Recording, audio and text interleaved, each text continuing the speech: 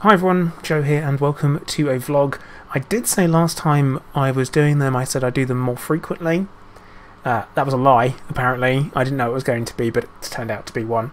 So here I am, back with another vlog. It's kind of the 11th of March? No, it is the 11th of March. I've got some beautiful lockdown hair going on. I've got a bit of a quasi mullet going on, which is quite good. I don't know what's going on the top, but it's well and truly hairsprayed in place, I can tell you that much. But yeah, so in the UK things are still pretty much locked down. We have a path out of it, apparently.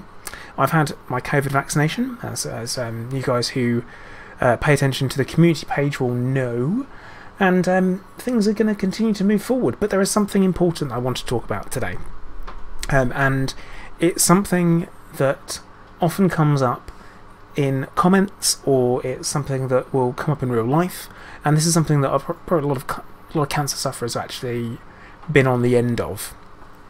And it's a series of phrases that are said to you that aren't very helpful. Now, I want to make this really super clear. I know a lot of these phrases come from a place that is well meant, and it is meant that to be either reassuring or is meant to help you ideally, handle what you're going through, but unfortunately it doesn't help at all. And I'm not just talking about people saying that I'll be there for you, or is there anything I can do, let me know, because that's often quite genuine, and that happens. You need help, and people just go, okay, and they come and they help. It's not a big deal. Asking for help is not, and should not be, a big thing and something you worry about. So if you are going through something, and you're going through a tough time, never ever be scared of asking for help, because it's actually really good for you, and it's good for other people. Because if people have offered help, it's because they feel like they have to do something, they need to do something, and they want to do something, but they don't know what. You asking for help means that you are giving them a purpose and giving them something they can do, and that's positive. Now I've got a drink because I've got a bit of a croaky voice today, apparently.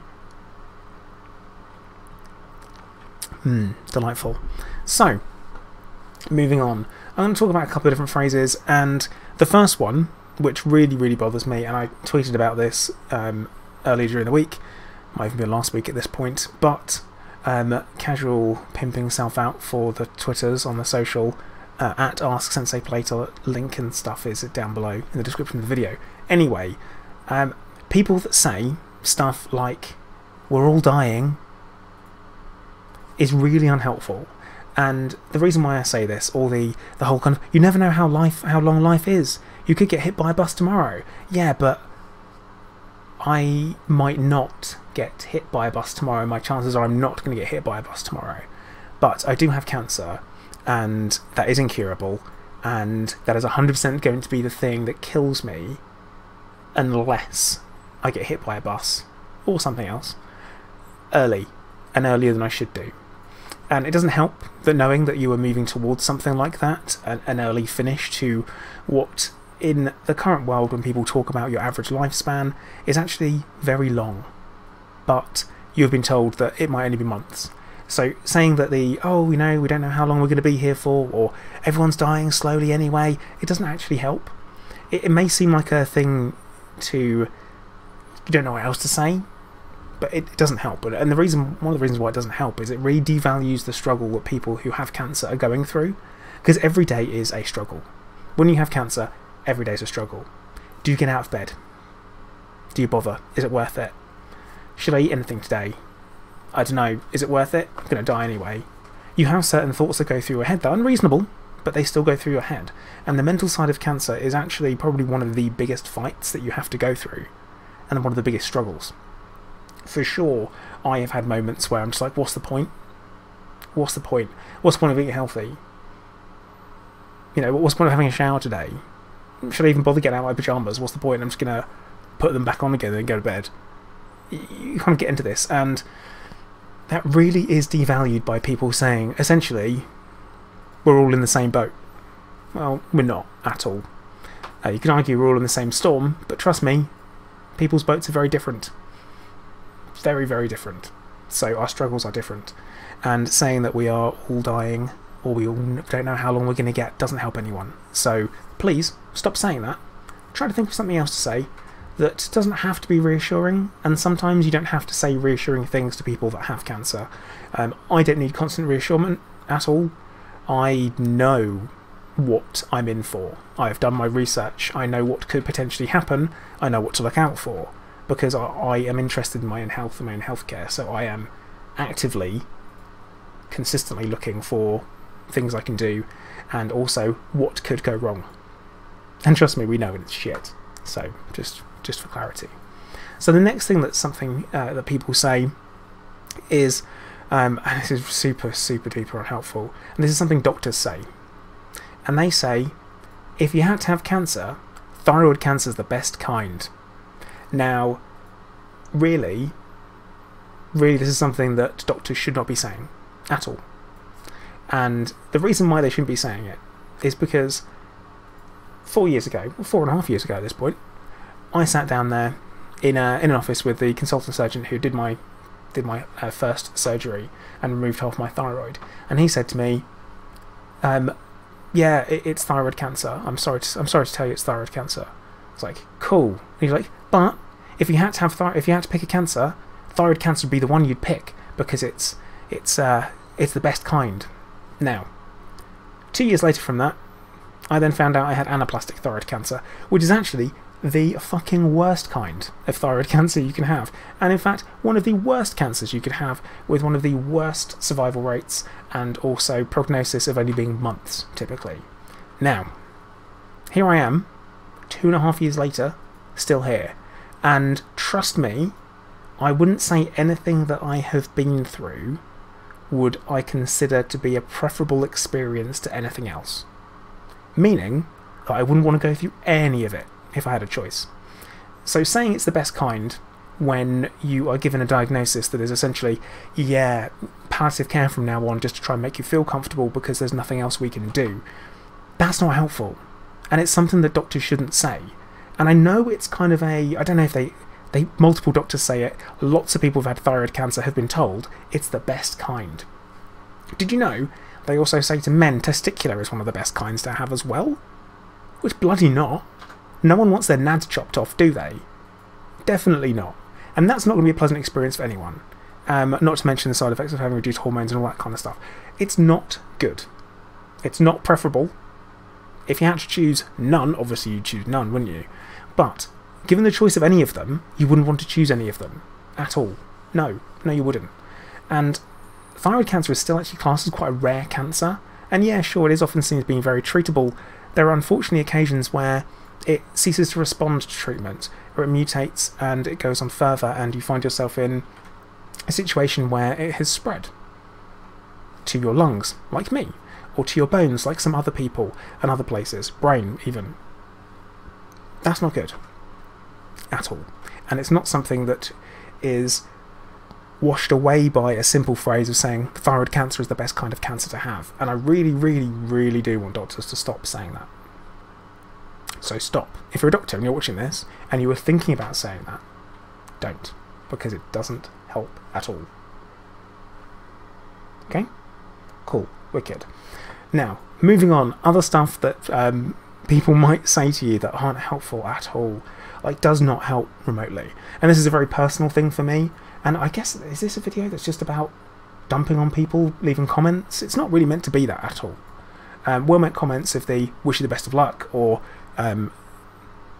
anything we can do for you, all that kind of stuff.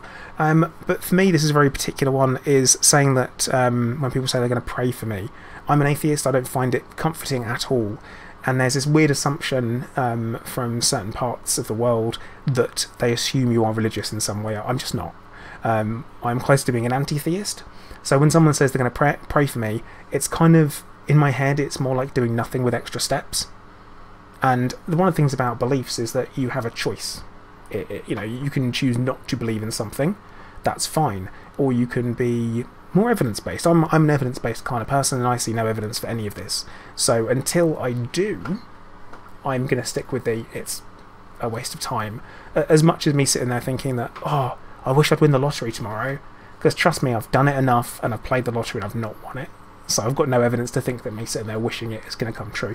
Very much the same thing with that. So for me, I don't find that to be particularly comforting in any way, and often people probably find it more comforting for themselves that they're able to say that, because they feel like it's doing something when there's nothing that they can do, instead of actually acknowledging that there is nothing that they can do. Because I'm pretty sure there's enough people out there praying to end world hunger and praying for world peace, but it just hasn't happened, has it? Just saying. Just saying. Just saying. I don't think it works, and I don't think it helps me. Drink again, excuse me.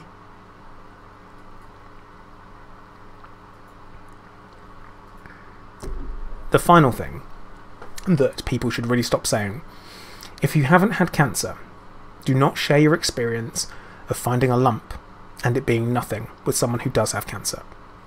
This happened to me quite a few times when I was initially diagnosed with my cancer. I had lots of people come to me and say, "Oh, I remember when I found a lump and it turned out, oh no, don't worry, it turned out to be nothing. And, you know, but I remember how that felt, so I know what you're going through." I'm going to be really bloody honest with this one. No, you fucking don't. You don't know what I'm going through because you haven't been through it and you aren't going through it. It is not the same. Having that great relief that something that you had is nothing is actually a great relief, isn't it? But it's not the finding out that it is something bad and it is something that you need to go through. You do not have to try and relate to someone having cancer. You can empathise, sure, but putting yourself in a situation and saying, "Oh, when I went through this and it was something, a completely different situation," because as soon as it's not cancer, the situation is completely different. It does not help. It does not help reinforce anything. All it does to me is like, "Cool, I'm glad that you're fine. I'm still not." And yeah, you are very selfish and you are self-centered at times when you're first diagnosed with cancer, because you're having to fight for your life and your life is at risk. So someone coming to you and saying to you that, "I remember when my life was at risk, but then actually it totally wasn't at all," it doesn't help. And I have had that quite a few times and I found it quite frustrating because, to be honest, it is frustrating and it's not relatable in any particular way, shape or form. Someone coming to you and saying to you that they have not been through what you've been through, which is what they're saying, and at the same time someone coming to you and saying that, "Oh, I had this great bit of relief that you will never have," isn't comforting. So once again, please don't say that. It doesn't help. I know you mean well, but it doesn't help. But right, they're the things I wanted to talk about. I had to get them off my chest because there's things that are really bothering me. It's been bothering me for a while, and this whole best cancer to have thing really, really irks me. And from a professional medical point of view, I don't think clinicians should be saying it. No one should be saying it. My oncologist has never said that to me, ever. Now, my consultant surgeon did, my GP has, but my oncologist never has. And there's good reason for that, because he has seen the treatment process and the way things look and the prognosis and knows more about it. So bear that in mind. It's probably something unlikely that most oncologists won't say, but then again, some might. Some of the more old school ones may do. I don't know. But right, I'm going to stop babbling because that's a bit of a rant. Today has been a rant, and it's there and it's done. And I want to quickly record another video after this one, so if you see me with slightly drier hair wearing the same t-shirt in another video, now you know why. That's what happens. But if you've made it this far, you're probably looking for something to say, or wondering what I'm going to mention, like the words at the end. I'm going to go for it. We're just going to pick something random. There's no special secret message this time around. It was a great experiment, but I'm going to surprise you all with another one. I'm not going to tell you when it's coming. So, just don't. That's what we're going to leave the words of. Just don't. All you've got to do. Just write that in the comment section. As usual, I want to thank everyone who's been watching. Please make sure you do like, subscribe, share. Also, check out my other socials as well. Oh, God, I just said it. Promised myself I wouldn't say just check out my socials or anything like that, but I've done it. But yeah, links are down below, so feel free to. But I will hopefully speak to you all soon. Bye.